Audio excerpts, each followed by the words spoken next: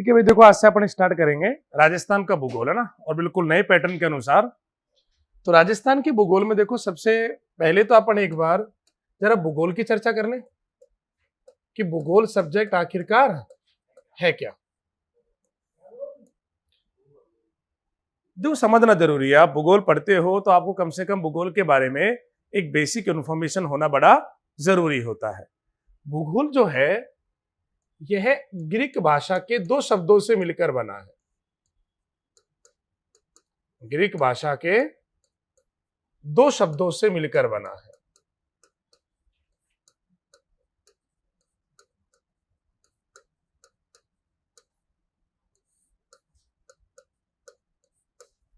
और दो शब्द कौन कौन से हैं?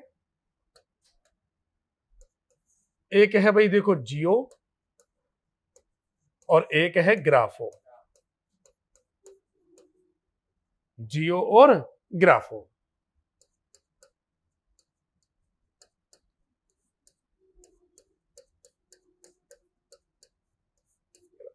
जियो का अर्थ होता है पृथ्वी और ग्राफो का अर्थ होता है वर्णन। यूनानी भाषा में, यूनान के जो निवासी है उनकी भाषा क्या कहलाती है? यूनानी या ग्रीक कहलाती है। शोर सा हो रहा है बाहर से।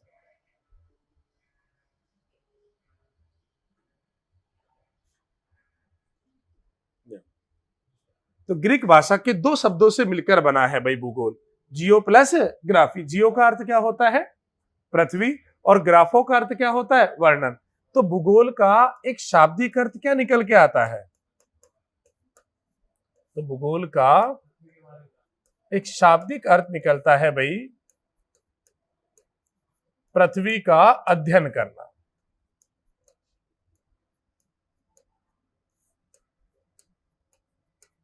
पृथ्वी का अध्ययन करना या वर्णन करना, ये एक शाब्दिक अर्थ निकलता है। भाई भूगोल में पढ़ते क्या है? सीधी सी बात है, पृथ्वी की जानकारी पढ़ी जाती है। तो वो पहला व्यक्ति कौन था जिसने सबसे पहले दुनिया को पृथ्वी के बारे में जानकारी दी? वो पहला बंदा। भाई भूगोल वो सब्जेक्ट है जिसने दुनिया को उसके क्यों का जवाब दिया है। कोई चीज होती है तो क्यों होती है, उसके रीजन क्या है। इंसान ने जब से खुद को संभालना शुरू किया, चीजों को समझना शुरू किया, तो उसके दिमाग में कई प्रकार के प्रश्न उठते थे। जैसे भाई बारिश हो रही है तो क्यों हो रही है, इसका रीजन क्या है? नहीं, शुरुआत में मैं ही समझता था कि यार कोई ऊपर बंदा बैठा हुआ होता है, कोई वो मोटर वोटर चलाता है, बारिश वारिश होती है। क्या सिस्टम है बारिश होने का? ओलावृष्टि होती है, बारिश हो रही है, आंधी है, तूफान है, क्या सबकी वजह? इन सभी सवालों का जवाब किस सब्जेक्ट ने दिया? भूगोल ने दिया। बहुत सारे सवालों का जवाब भूगोल ने दिया है, और अभी भी जवाब क्या है? दे ही रहा है इन सभी चीजों का। तो जब से इंसान थोड़ा समझदार हुआ, समझ लगा, तो उसके दिमाग में प्रश्न क्या थे? बहुत सारे प्रश्न उठने लगे। और अगर प्रश्न उठने नहीं उठते तो उसका मतलब क्या है? समझदार है ही नहीं, हमें कोई मतलब ही नहीं, हो रही है तो होने दे, क्या मतलब?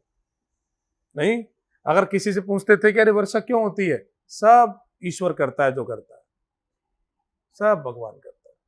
अगर पूछते कि अरे पहाड़ों का निर्माण किसने किया, सब ऊपर वाला करता है, करने वाला वो है। यार आंधी तूफान क्यों आते, सब ऊपर वाला करता है, सब ईश्वर करता है। ऐसे जवाब मिलते थे। कुछ लोग संतुष्ट हुए, हाँ यार ठीक है, कुछ संतुष्ट नहीं हुआ, कोई तो रीजन होगा यार, कोई तो कारण होगा। बस वही कारण भूगोल ने दुनिया को दी। क्या रीजन होता है, क्या सबका कारण होता है? तो भाई वो पहला व्यक्ति जिसने दुनिया को भूगोल की जानकारी दी, जिसे हम कहते हैं भूगोल का जनक, बताओ कौन है? क्योंकि यहां पर राजस्थान के भूगोल को देखो बिल्कुल क्रम से पढ़ेंगे स्टार्टिंग से। तो जरा एक बार भूगोल के बारे में जान लेते हैं कि भूगोल सब्जेक्ट है क्या। भूगोल के जनक, भूगोल के जनक माना जाता है हिकेटियस को। हिकेटियस को, हिकेटियस को भूगोल का जनक माना जाता है। हिकेटियस ने एक बुक लिखी थी भाई,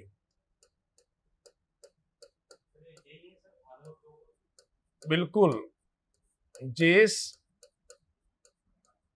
पीरियोडस। और ये वो पहली बुक है जिसमें पृथ्वी के बारे में कभी किसी ने सबसे पहले लिखा था। तो पृथ्वी के बारे में सबसे पहले जानकारी देने वाले कौन थे? हिकेटियस थे। और पता है जानकारी ये कब दी थी? आज से तकरीबन 2500 साल पहले। क्या? ग्रीक। आज से तकरीबन कितने? 2500 साल पहले, 2500 साल पहले इन्होंने पृथ्वी के बारे में जानकारी दी थी। तो सीधी सी बात है कि देखो, ये बात तो है, जो पहली बार बंदा पृथ्वी के बारे में बता रहा है, जानकारी दे रहा है, उससे कुछ गलतियां तो हुई होगी, बिल्कुल गलतियां हुई होगी। फिर अपन एक वर्ड पढ़ते हैं या एक और व्यक्ति के बारे में सुनते हैं, जैसे व्यवस्थित, क्रमबद्ध,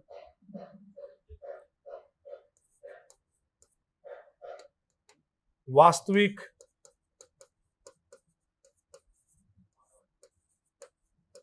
भूगोल के जनक।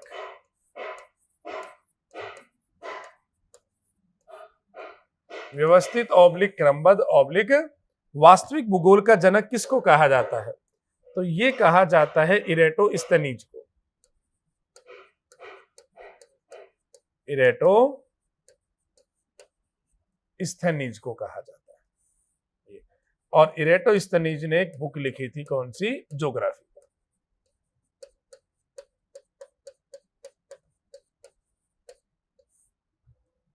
जो भूगोल नाम देने वाले थे ना, वो यही बंदे थे। इसने भूगोल को शब्द नाम दिया ना, वो इसने दिया था। तो व्यवस्थित, क्रमबद्ध या वास्तविक भूगोल के जनक किसको कहा जाता है? इरेटोस्थनीज। कारण क्या है? इसने क्या किया, जो हिकेटियस ने जो भूगोल की जानकारी दी, उस जानकारी में कहीं ना कहीं क्रमबद्धता नहीं थी, उनको व्यवस्थित तरीके से नहीं बताया गया था, कुछ जानकारियों का अभाव था। और उन सब चीजों को दूर किसने किया? इरेटोस्थनीज ने। जैसे एग्जाम्पल के तौर पर मानो हिकेटियस ने गिनती लिखी 3 2 1, गिनती तो लिखी लेकिन क्रम से नहीं लिखा, तो इसने क्या कर दिया? 1 2 3। इसीलिए उसको व्यवस्थित, क्रमबद्ध और कुछ नई जानकारियां दी, इसीलिए इसको वास्तविक भूगोल का जनक कहते हैं। ना ना ना ना, वो अलग है, अभी वो अलग अलग है, वो अलग है। पृथ्वी जियाड़ है, गोल है, वो बात की बातें है सारी। उन्होंने दुनिया को पृथ्वी की जानकारी दी, उन्होंने ये नहीं बताया कि पृथ्वी गोल है कि चौकोर है कि तिकोर है। उन्होंने पृथ्वी की जानकारी दी केवल बस दुनिया। तो इरेटोस्थनीज। अब एग्जाम में प्रश्न आता है कि मान लीजिए फादर ऑफ ज्योग्राफी किसे कहा जाता है? ऑप्शन में हिकेटियस अगर ना मिले और इरेटोस्थनीज आपको मिले, तो आंसर क्या करना है? इरेटोस्थनीज करना। ये मत सोचना कि वो प्रश्न गलत है, ठीक है? और अगर दोनों मिल जाए तो प्रश्न की लैंग्वेज जरूर पढ़िएगा, ठीक है, कि उसकी लैंग्वेज क्या है। अगर आता है कि भूगोल के जनक, तो हिकेटियस, और वास्तविक भूगोल के जनक किसको कहा जाता है? इरेटोस्थनीज को कहा जाता है। इसने आज से तकरीबन 2200 साल पहले जानकारी दी थी। कब? 2200 साल पहले। ये जानकारी दे रहा है 2500 साल पहले, और ये जानकारी दे रहा है आज से 2200 साल पहले। तो एक बात बताओ, 2200 साल पहले का भूगोल और आज का भूगोल क्या एक जैसा है? नहीं, बहुत बदला है, बहुत चेंज हुआ है। आज हम 2023 में जो भूगोल पढ़ते हैं, क्या 2050 में यही भूगोल पढ़ेंगे? पहले महाद्वीपों के बारे में पता ही नहीं था किसी ने, महाद्वीपों के बाद में सब कुछ बाद में पता लगा है। क्या मैं कह रहा हूं, 2023 में जो भूगोल पढ़ रहे, 2050 में कि यही भूगोल पढ़ेंगे? अरे नहीं भाई, बहुत एडवांस पढ़ेंगे भाई। 20 जुलाई 1969 से पहले मानव चंद्रमा के बारे में क्या जानता था? क्या जानता था? जो हमें बड़े बुजुर्ग बताते थे, हम चंद्रमा के बारे में वही जानते थे। कोई हमसे कहता था कि जो चांद है, इस पर जो काला काला डार्क डार्क सर्किल है, ये कोई पेड़ है, कोई बूढ़ा या बूढ़ी बैठी हुई है, चरखा फरका काट रही है। सुनिए कहानी बड़े बुजुर्गों से, ये कहते थे और अपन मान लेते थे। तारों के बारे में पूछते थे कि यार तारों का निर्माण कैसे होता है, तो कहते जब कोई मर जाता है तो तारा बन जाता है। देखो तेरा काका, वो तेरा परदादा, वो तेरी परदादी, ऐसे बताते थे। जो मर गया उसके बारे में बता हुआ करते थे।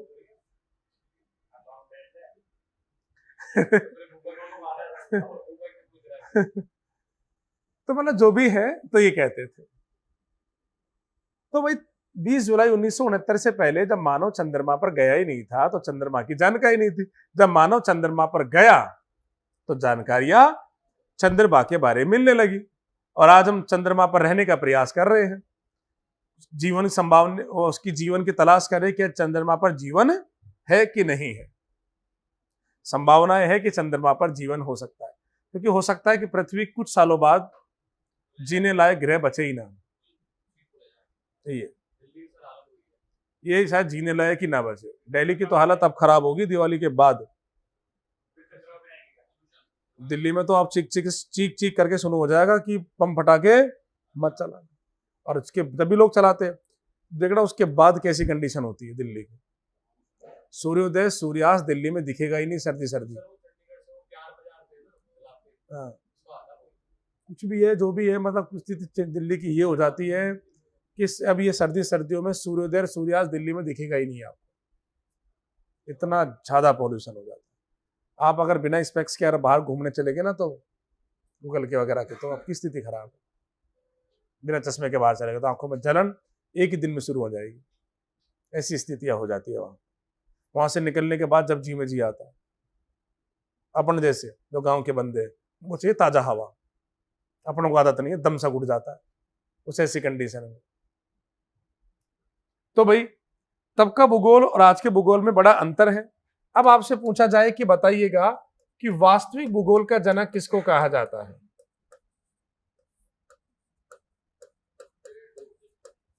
वास्तविक नहीं, सॉरी, वर्तमान भूगोल का जनक। वास्तविक तो हो गया है, वो इसीलिए तो हुआ था। तो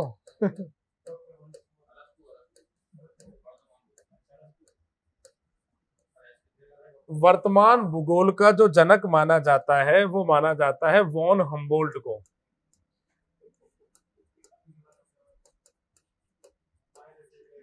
और इस वॉन हम्बोल्ट ने एक बुक लिखी थी भाई, कॉस्मास।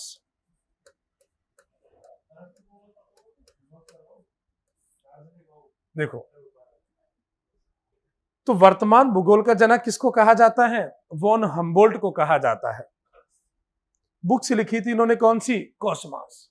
इन्होंने कुछ आधुनिक भूगोल की जानकारियां दी, इसीलिए इसको क्या कहते हैं?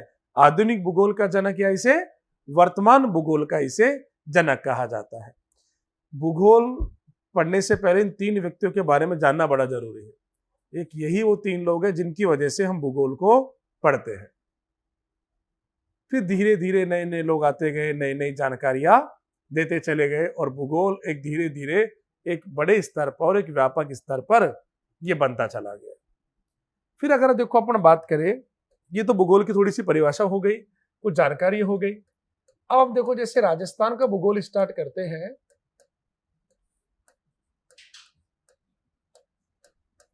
तो राजस्थान के भूगोल में भाई देखो, सबसे पहला चैप्टर क्या पढ़ते हैं? राजस्थान का सामान्य परिचय।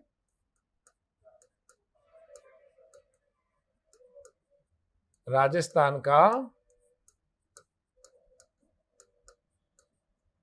सामान्य परिचय।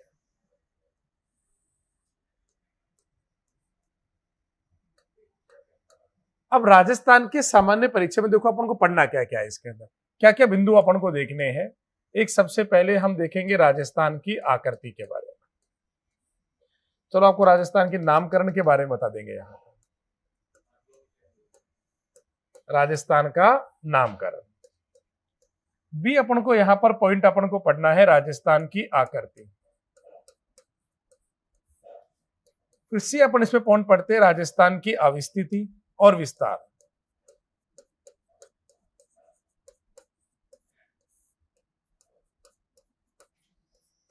ये इस चैप्टर के अंतर्गत अपन पढ़ेंगे।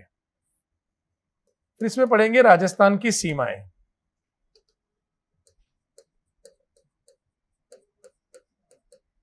राजस्थान के बॉर्डरों का अपन अध्ययन करेंगे।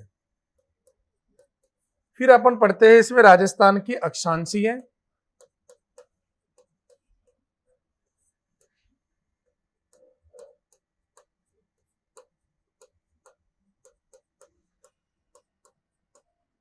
और देशांतरीय स्थिति। क्या पढ़ते हैं? राजस्थान की अक्षांशीय और देशांतरीय स्थिति का हम अध्ययन करते हैं। और फिर इसमें नया जो अपन इसमें जोड़ेंगे, जैसे कुछ नया पैटर्न कि भाई नए जिले। अरे नहीं, मैं तो ये बात कर रहा हूं राजस्थान के सामान्य परिचय में अपन क्या पढ़ेंगे। इस सामान्य परिचय में अपन को ये पॉइंट पढ़ने हैं। फिर अलग से संभाग अगले चैप्टर में, तो ये अपन अध्ययन करेंगे। सबसे पहले बात करते हैं किसके बारे में? राजस्थान के नामकरण के बारे में। देखो जैसे भाई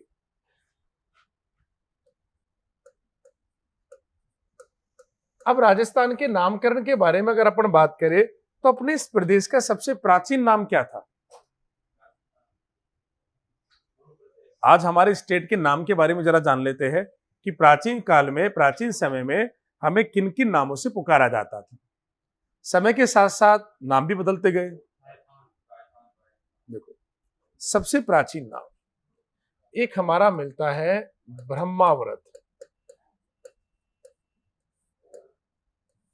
हमारे प्रदेश का एक नाम मिलता है ब्रह्मावर्त, और ये ब्रह्मावर्त जो नाम है ये मिलता है किसमें?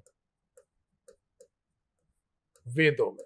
और वेदों में भी विशेषकर कहां पर? ऋग्वैदिक काल।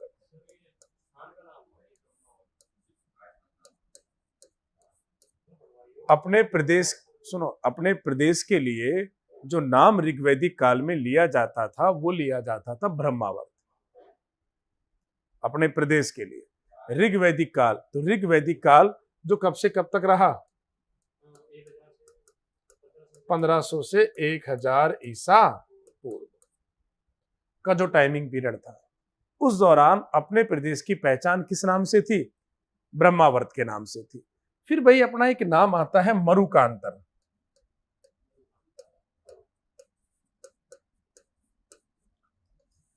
और मरुकांतर नाम आता है रामायण में।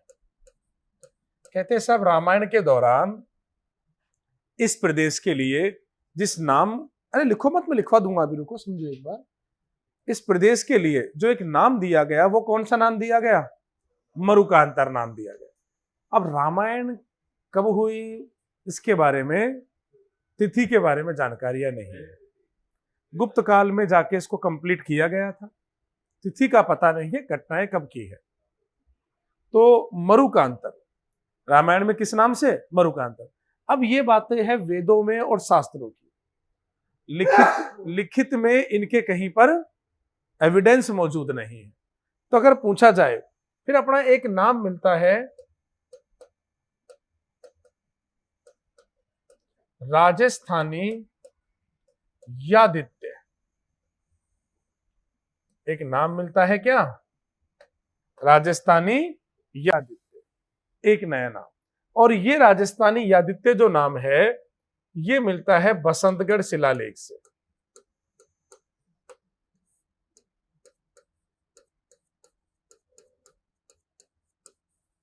ये कहां से मिलता है? ये मिलता है बसंतगढ़ शिलालेख। बसंतगढ़ शिलालेख कहां पर? सिरोही में, उससे ही मिलता है। और ये बसंतगढ़ शिलालेख कब का? ये 625 ईस्वी का ये शिलालेख है, बसंतगढ़ शिलालेख। और भाई नाम मिलता है राजस्थानी यादित्य। और ये जो नाम है ना, मौर्य काल समाप्त हो गया था, गुप्त काल का भी पतन हो गया था। गुप्त काल का भी उस समय आएगा 625 के आसपास, वर्धनवल, हर्षवर्धन वो चल रहा था। राजस्थानी यादित्य ये जो नाम है, तो यह लिखित में प्राप्त, लिखित रूप से प्राप्त राजस्थान का सबसे प्राचीन नाम है, सबसे प्राचीन, इसका एविडेंस है। तो एक नाम आया कौन सा, राजस्थानी यादित्य। कहां लिखा हुआ है, बसंतगढ़ शिलालेख में इस प्रदेश के लिए एक नाम मिलता है, कौन सा, राजस्थानी यादित्य। जब हिस्ट्री पढ़ोगे तो हिस्ट्री में बसंतगढ़ शिलालेख को पढ़ते हैं। चावड़ा वंश के शासकों ने, ये एक शासक हुआ था वारमलात, उसने शिलालेख लिखवाया था। उसमें सामंती प्रथा, दास प्रथा की उसमें जानकारी थी, और प्रदेश के लिए एक नाम दिया था, कौन सा, राजस्थानी यादित्य। फिर भाई समय थोड़ा और आगे बढ़ा, तो सन 1800 ईस्वी में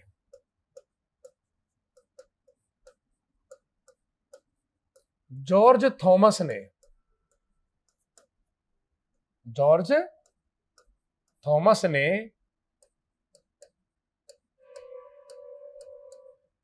क्या नाम दिया, राजपूताना नाम दिया। तो प्रदेश को राजपूताना नाम देने वाले कौन थे, जॉर्ज थॉमस थे। और ये जो राजपूताना नाम है, इस नाम की लिखित में जानकारी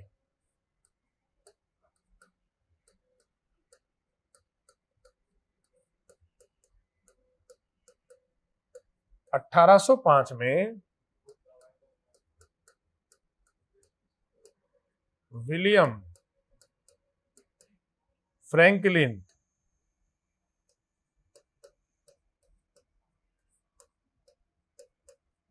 द्वारा लिखित book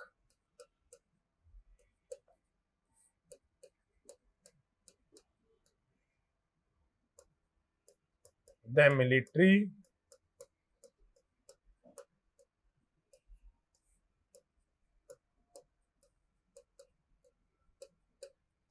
मेम्बायर्स of mister George Thomas में मिलती है।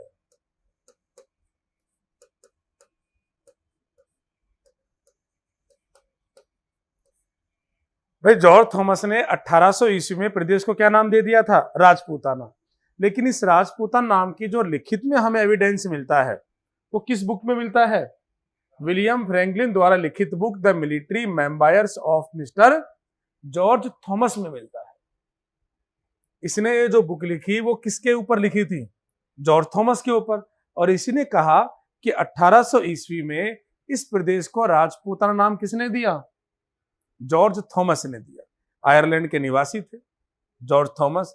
यहाँ के ही देखा होगा, जगह जगह पर राजपूत ज्यादा देखे होंगे, राजपूत रियासतें ज्यादा देखी होगी, तो नाम क्या दे दिया, राजपूताना इसने नाम दिया। फिर भाई देखो 1829 में कर्नल जेम्स टोड ने अपनी बुक का नाम क्या है,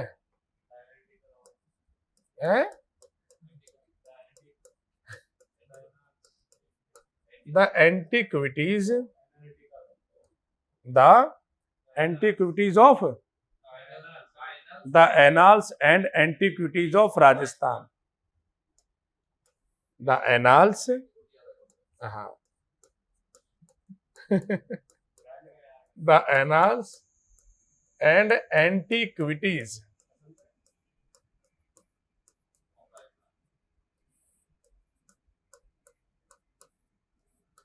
ऑफ राजस्थान।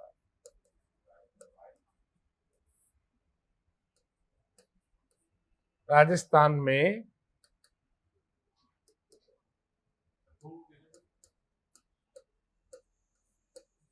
प्रदेश के लिए 3 नाम दिए।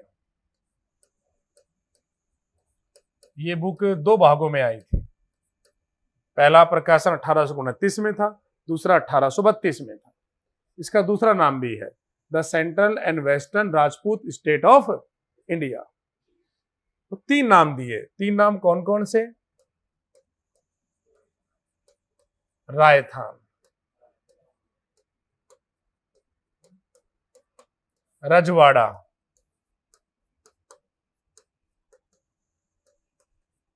और राजस्थान। कितने नाम दिए इसने भाई? 3 नाम। कौन कौन से? राजस्थान, रजवाड़ा और राजस्थान। तो इसने प्रदेश के नाम कितने दे दिए भाई? 3 नाम दे दिए। इसके अलावा देखो मुनोत नैन्सी की ख्यातों में भी राजस्थान शब्द की जानकारी मिलती है। एक वीर भाणके द्वारा लिखी किताब है कौन सी? राजरूपक, उसमें भी राजस्थान के नाम की जानकारी मिलती है। फिर भाई देखो विधिवत रूप से 26 जनवरी 1950 को विधिवत रूप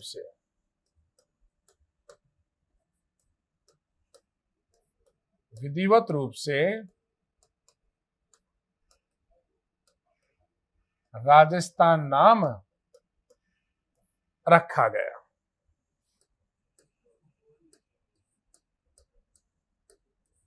तो एक विधिवत रूप से राजस्थान नाम कब अस्तित्व में आया? 26 जनवरी 1950 को।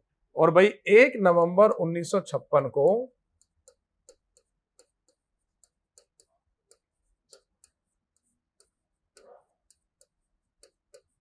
वर्तमान राजस्थान अस्तित्व में आया, क्योंकि राजस्थान का नक्शा बनकर क्या हुआ? तैयार हुआ। क्यों? क्योंकि एकीकरण क्या हो गया था? पूरा हो गया था। ये स्थिति, ये राजस्थान के नाम की एक कहानी है जो अपन को पता होना चाहिए। भाई देखो क्या क्या अपने नाम रहे।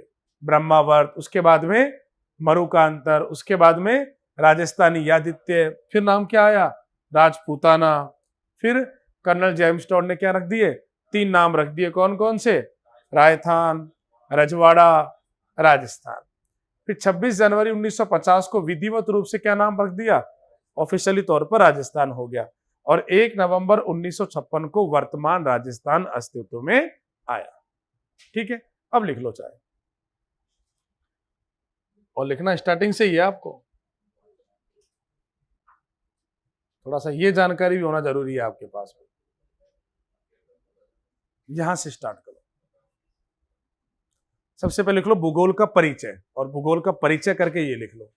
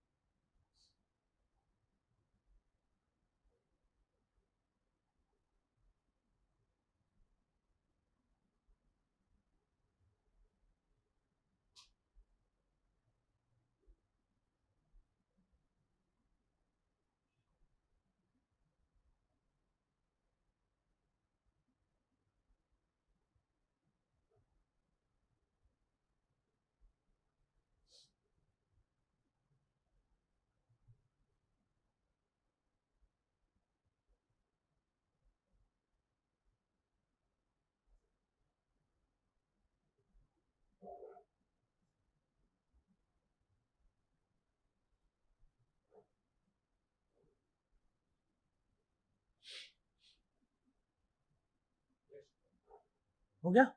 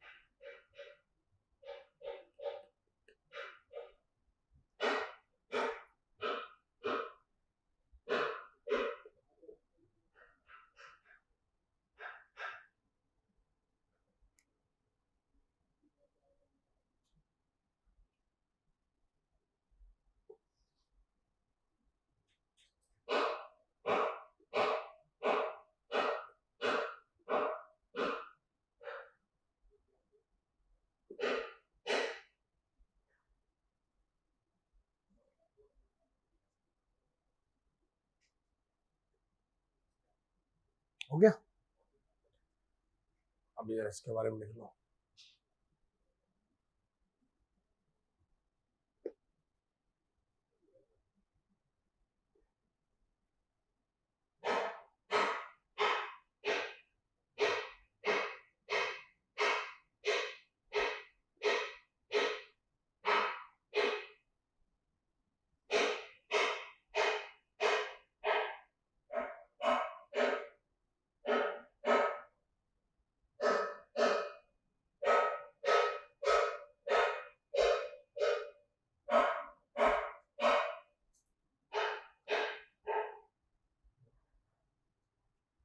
अब राजस्थान के भूगोल में देखो अपन को,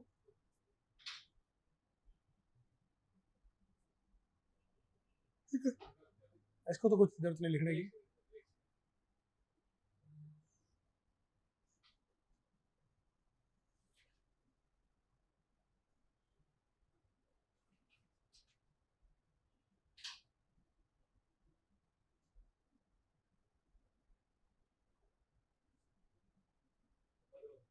ठीक है, नामकरण लिख लो।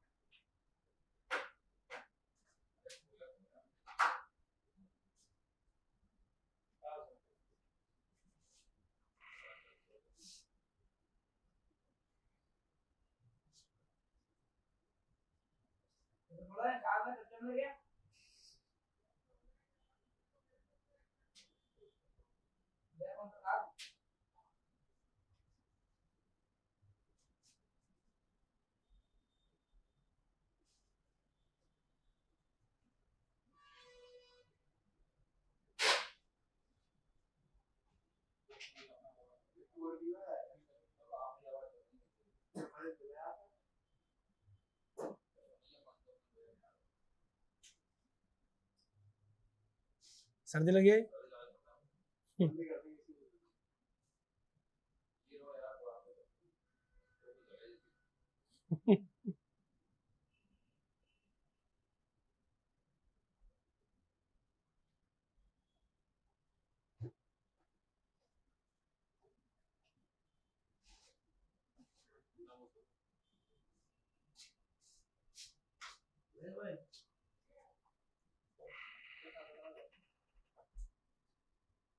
पानी है क्या उसमें?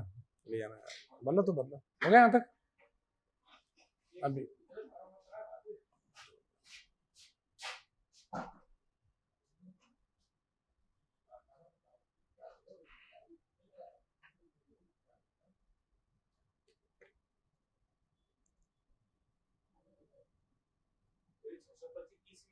हाँ, ईसवी ईसवी ईसवी ईसा पूर्व होता था तो ये तो अपने चले जाते किसमें, महाजनपद काल में, तो वहां चला जाता मान, महाजनपद काल चला जाता।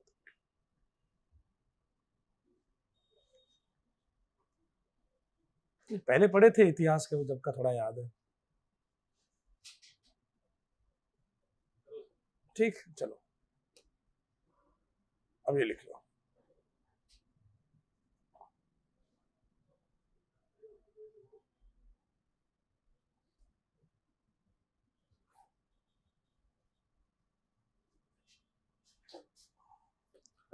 अरे भी करौली वाले, प्रॉपर करौली या आसपास?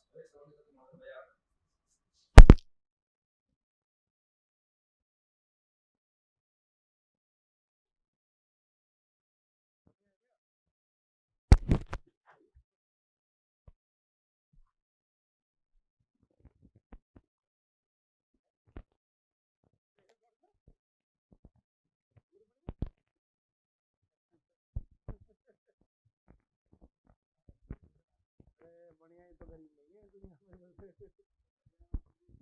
गरीब नहीं है। तो यार अब मैंने मेरे जीवन में भी ना गेनियों को नहीं देखा यार, दिखता अच्छा देखा है पैसे वाला, तो समृद्ध का है ना, समृद्ध देखा, बिजनेसमैन होते अच्छे यार, कमाना कमाना जानते हैं भाई, बढ़िया है, बढ़िया, भूखा थोड़ी यार, कमाने के तरीके है, बिजनेसमैन का दिमाग रहा है हमेशा।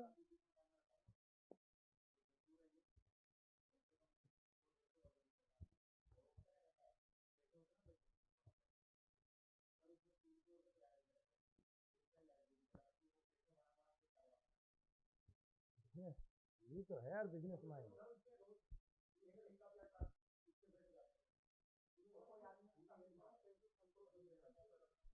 कमाना जानते, मैंने कहा ना बिजनेस माइंड है यार। हाँ, एक बार पैसा आ जाए फिर टिकते नहीं धरती पर। ओह, ये बात तो सही है भाई, तभी तो दिख रहा है यार।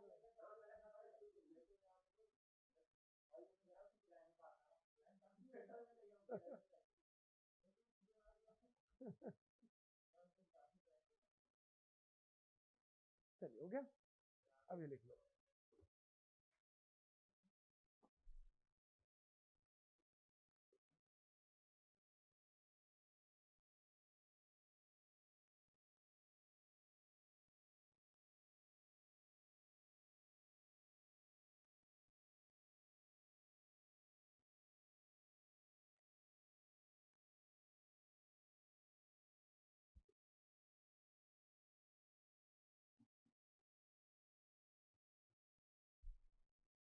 दुकान उकान चलाते हो क्या इसकी?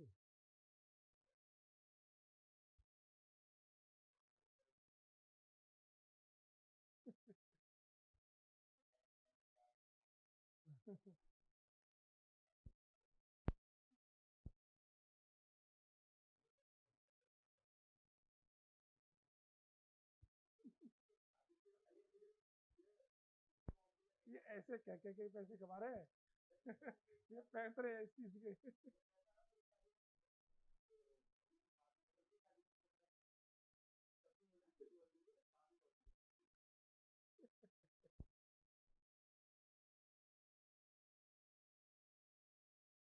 सब जगह ये स्थिति है।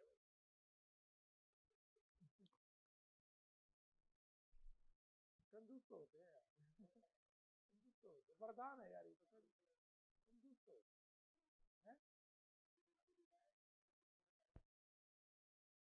कमा देगा तो हो गया यार।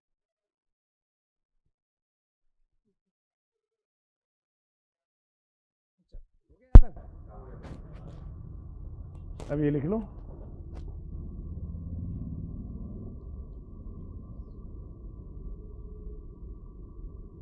देखो राजस्थान में क्या, थोड़ा सा नाम का परिचय होना चाहिए अपन को, अब राजस्थान के निवासी है तो हमें राजस्थान के नाम के बारे में जानकारियां होनी चाहिए, कितने बदलाव हुए अपने नामों में, क्या क्या रहा।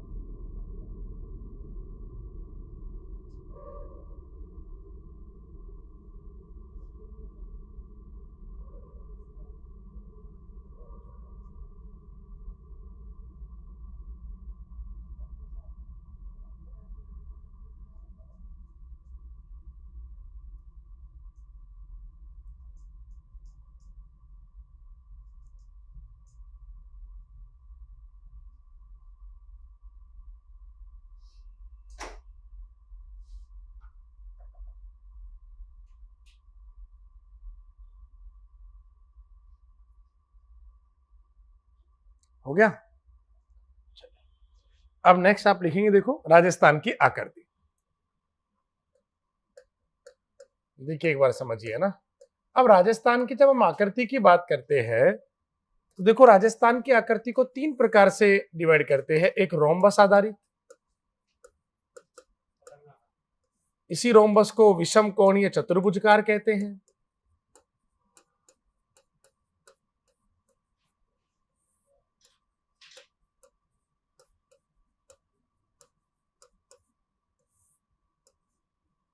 चतुर्भुज कार कहते हैं, और इसी को ही क्या कहते हैं भाई, पतंगाकार। तो राजस्थान का जो शेप है, यानी कि राजस्थान की जो आकृति है, वो भाई कुछ इस प्रकार की है।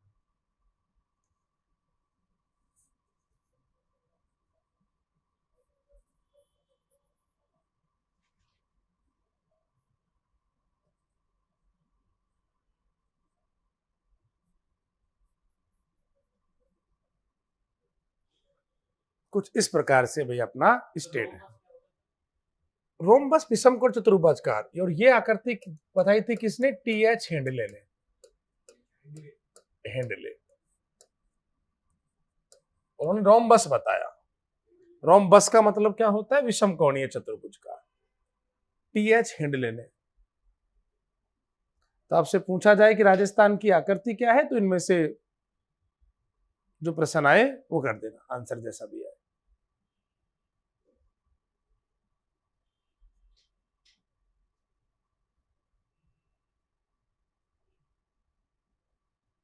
ठीक है, अब राजस्थान की आकृति हो गई। फिर जरा बात करते हैं, देखो राजस्थान की अवस्थिति। अब अवस्थिति की अगर जब हम बात करते हैं, तो अवस्थिति से मतलब देखो, एक ग्लोब या मानचित्र पर, और मानचित्र किसका? विश्व का।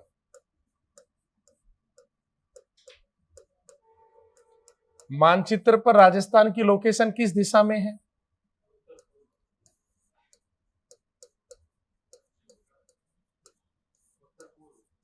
एशिया के मानचित्र पर क्या स्थिति है? और भाई भारत के मानचित्र पर क्या स्थिति है?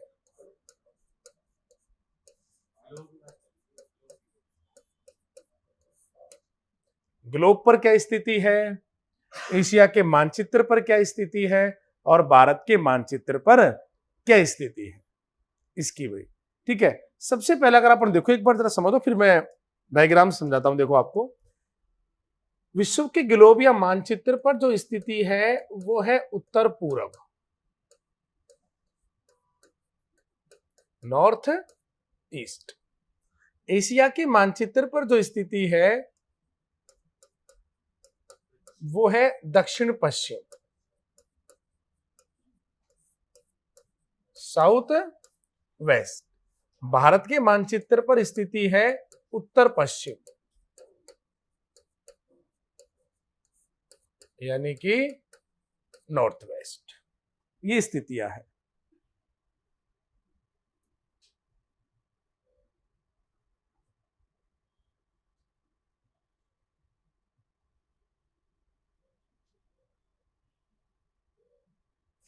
कैसे कैसे है वो एक बार डायग्राम में देखते हैं।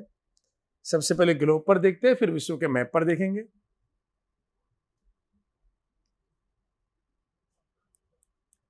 अभी ये तो क्या रट लेंगे, लेकिन याद लंबे समय तक तब रहेगा जब आप एक बार मैप को देखेंगे कि कहां क्या लोकेशन है।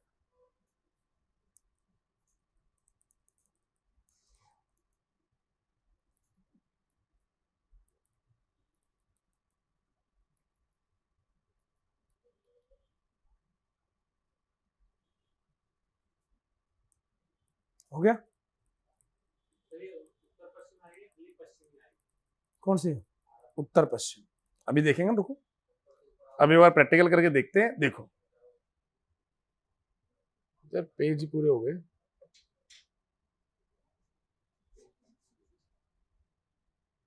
कोई ब्लैंक है क्या पेज?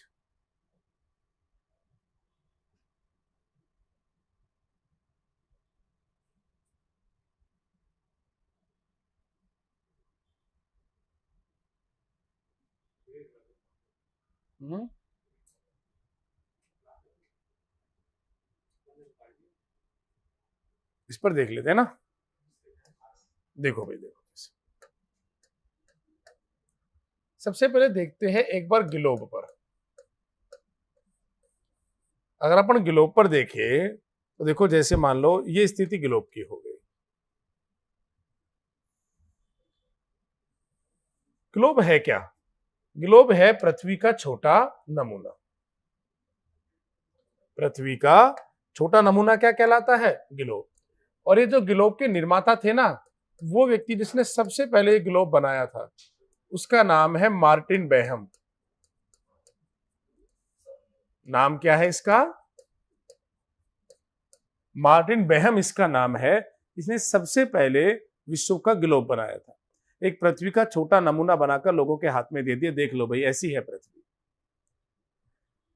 अब इसका देखें तो देखो दिशाओं को जब अपन इस प्रकार से देखते हैं, ये हो गया नॉर्थ पॉइंट, ये साउथ, ईस्ट और वेस्ट। अब कहां है देखो, राजस्थान की स्थिति है यहां है राजस्थान। तो कहां हो गया ग्लोब पर? उत्तर पूर्व में। और अगर अपन इसी को अगर मानचित्र पर देखें,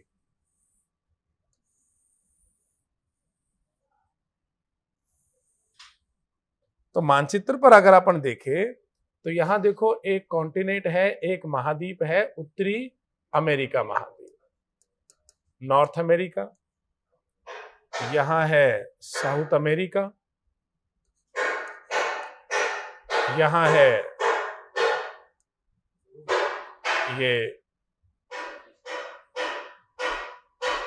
यूरोप और एशिया।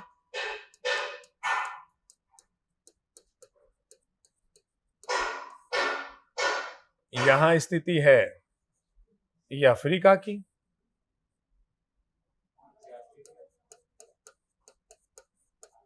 ये है ऑस्ट्रेलिया की, और ये है अंटार्कटिका की। अब इसमें देखो कि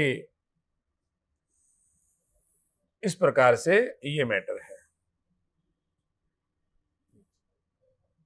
तो देखो ये दिशा कौन सी हो गई? नॉर्थ, ये साउथ, ये ईस्ट और ये वेस्ट। तो कहां है देखो राजस्थान? यहां है ना, इस दिशा में। तो दिशा कौन सी हो गई? North east. सेम यही हो गई। तो ग्लोब को क्या है, ग्लोब को जब ये कागज पर बनाते हैं, मानचित्र पर बनाते हैं, तो ऐसे नजर आता है। तो ग्लोब पर या मानचित्र पर क्या स्थिति? एक ही है, अलग तो है नहीं। फिर अपन देखते हैं एशिया के मानचित्र पर। अगर एशिया के मानचित्र पर अगर अपन देखते हैं, देखो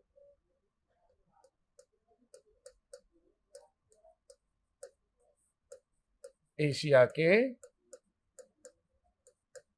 मानचित्र पर, तो एशिया के मानचित्र पर अगर अपन देखें, ये यूराल पर्वतमाला है, इधर कैस्पियन सागर है, ये काला सागर है, फिर ये अरब कंट्रियां हो गई, इधर ये भारत हो गया, और ये से ये कई सारे देश हो गए जिनमें कंबोडिया वगैरह, चीन, रशिया, ये हो गए। ये एशिया महाद्वीप है। एशिया महाद्वीप का अगर अपन देखते हैं कुछ इस प्रकार से है, देखो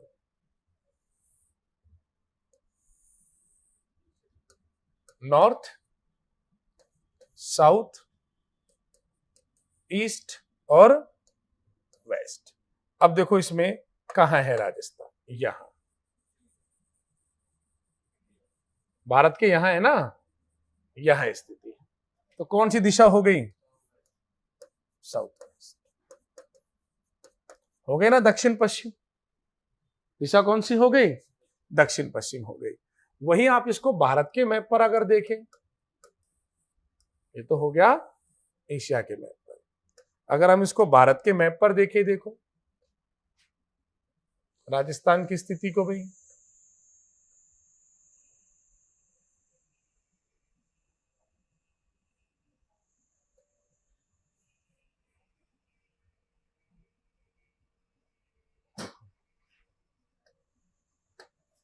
तो देखो भाई ये दिशा ऐसे है, नॉर्थ, साउथ, ईस्ट और वेस्ट। कहां है राजस्थान? ये राजस्थान की स्थिति। तो कौन सी दिशा हो गई?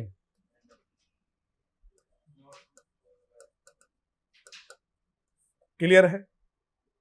इस प्रकार से। तो क्लियर जब होगा तभी डायग्राम बनाओगे। हाँ बिल्कुल जरूरी है भाई डायग्राम बनाना, आलस से नहीं। ये दोनों डायग्राम बनाओ पहले तो आप एक बार।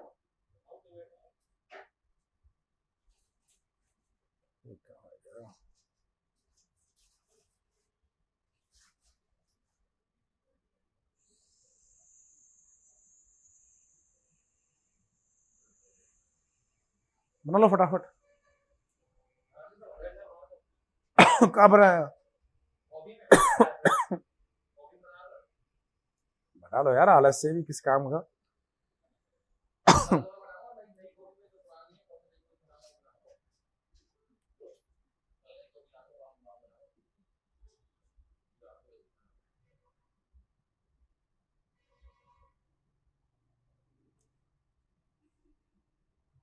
इस लंग थोड़ा इधर से बीच में ले लेना है ना।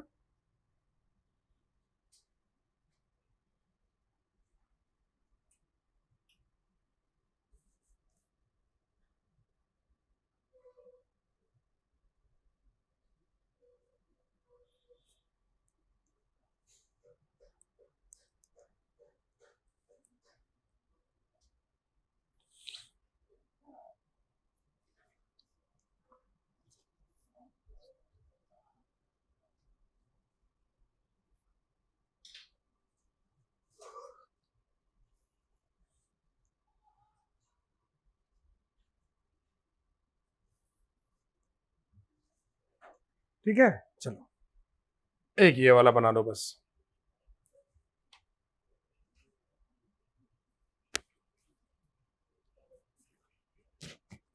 ठीक है, ये